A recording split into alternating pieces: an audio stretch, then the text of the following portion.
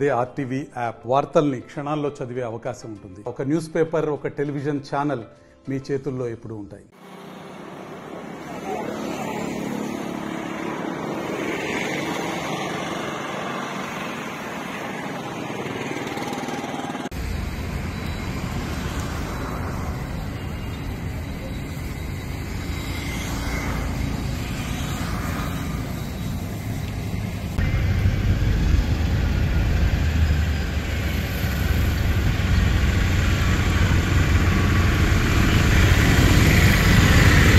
మరియు NDA president doctor Subhash రావు గారు కూడా ఇక్కడ చాలా సంతోషకరం.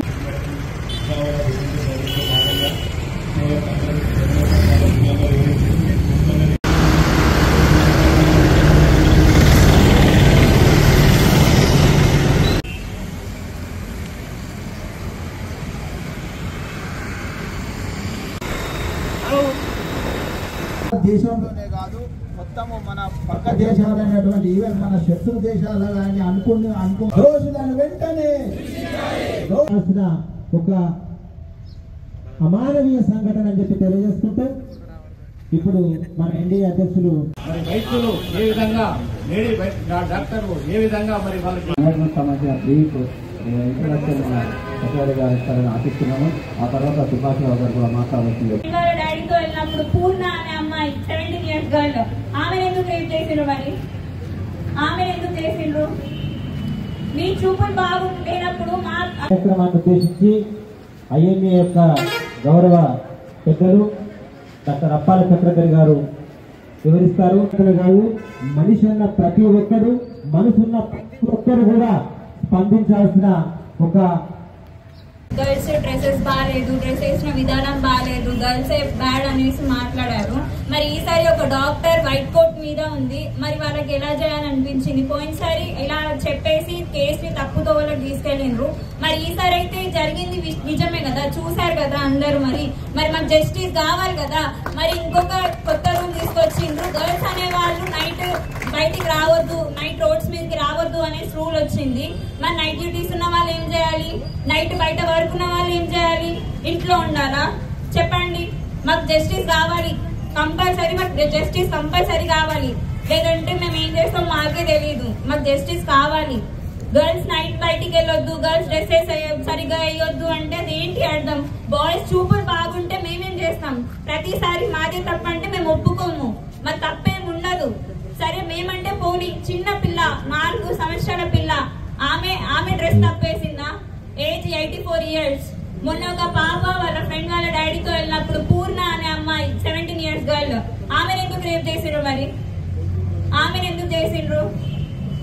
మీ చూపులు బాగుండేనప్పుడు అక్కడ మా తప్పేంటి? మేము చేసిన తప్పేంటి? అది మీది తప్పు. ఇంట్లో అమ్మ ఉంటది, అక్క ఉంటది, చెల్లె ఉంటది. అందరినీ అదే దృష్టితో చూడాలి, వేరే దృష్టితో చూడొద్దు.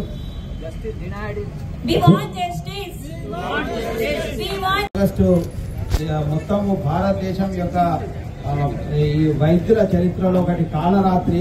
అసలు ఆ రోజు నిజంగా ఒక పీజీ డాక్టర్, అంటే ఆమె ఎండి చెస్ట్ ఫిజిషియన్ చేస్తుంది. ఆమె అక్కడ RG Kar medical college, Calcutta government medical college. అది అసలు ఎంతో పకడ్బందీగా, ఎంతో సెక్యూరిటీ ఉన్నటువంటి మెడికల్ కాలేజ్ అది. దాంట్లో వల్ల ఆమె పనిచేస్తూ రాత్రి డ్యూటీ చేస్తున్నది. అసలు నిజంగా 36 గంటల డ్యూటీ మీద ఆమె ఉన్నది. అయితే ఆ రోజు అర్ధరాత్రి దాదాపు 2-3 గంటల ప్రాంతం లోపల ఆమెకు నిద్ర వస్తుంటే ఒక 10 నిమిషాల సేపు నేను రెస్ట్ తీసుకుంటానని చెప్పి ఆమె డ్యూటీ డాక్టర్ రూమ్ లోపల అందరు ఉండడం వల్ల, దానికి తాళం లేకపోవడం వల్ల, అందరూ వస్తూ పోతుండడం వల్ల తనకు ఒక 10 నిమిషాల సేపు నేను సెమినార్ హాల్ లోపల నేను నిద్రపోయి వస్తానని చెప్పి తన తోటి డాక్టర్లకు చెప్పి ఆమె ఆ రూమ్ కు వెళ్ళడం జరిగింది. అయితే అది చూసినటువంటి 3-4 దుండవులు, 4-5 దుండవులు, వాళ్ళు నిజంగా చాలా వివిఐపికి కుటుంబాలకు చెందిన వాళ్ళు కాబట్టి ఇంత ఇంత ఇంత దేశవ్యాప్తంగా మనం నిరసన తెలిపినా కానీ కూడా వాళ్ళపై చర్య తీసుకోవడం లేదు. అయితే ఇప్పుడు అభిజ్ఞ వర్గాల ద్వారా, అంటే సమాచారం అందిన ప్రకారం అయితే దాంట్లో దాదాపు ఒక 3 బయట దేశాలకు వెళ్ళిపోయారని, తర్వాత ఒక్కళ్ళను మామూలుగా బలిపశువుని చేసి ఒక్కళ్ళను పట్టుకొని అసలు ఆ ఇన్సిడెంట్ సంబంధం ఉన్నదో లేదో ఒకరిని తీసుకొచ్చి సేమ్ మన తెలుగు సినిమాలలో చూపిస్తారు కదా, అసలు దీని వెనుక చాలా పెద్ద కుట్ర ఉన్నది, దీని వెనుక మాఫియా గ్యాంగ్ ఉన్నది, దీని వెనుక అధికార యంత్రాంగం ఉన్నది, దీని వెనుక పోలీస్ యంత్రాంగం, అక్కడ పోలీస్ యంత్రాంగం ఉన్నది, రాజకీయ కుట్ర ఉన్నది. ఇట్లా ఎన్నో రకాలైనటువంటి కుట్ర కోణాలు దీని వెనుక దాగి ఉన్నాయి. దీన్ని అన్నింటినీ ఛేదించాల్సిన అవసరం ఉన్నది.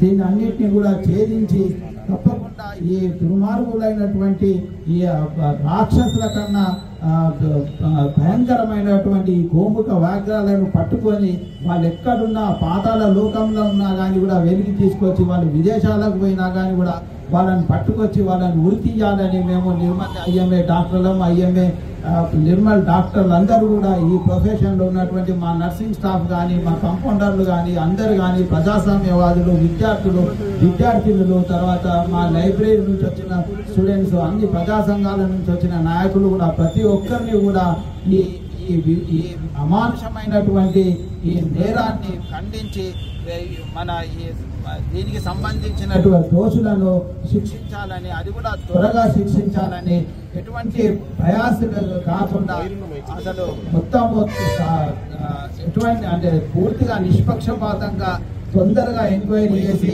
వాళ్ళని శిక్షించాలని నేను కోరుతున్నాను. మరిన్ని వీడియోస్ కోసం ఛానల్ ని సబ్స్క్రైబ్ చేయండి, లేటెస్ట్ అప్డేట్స్ కోసం వాట్సాప్ ఛానల్ ని ఫాలో చేయండి, అండ్ లింక్ డిస్క్రిప్షన్ లో ఉంది.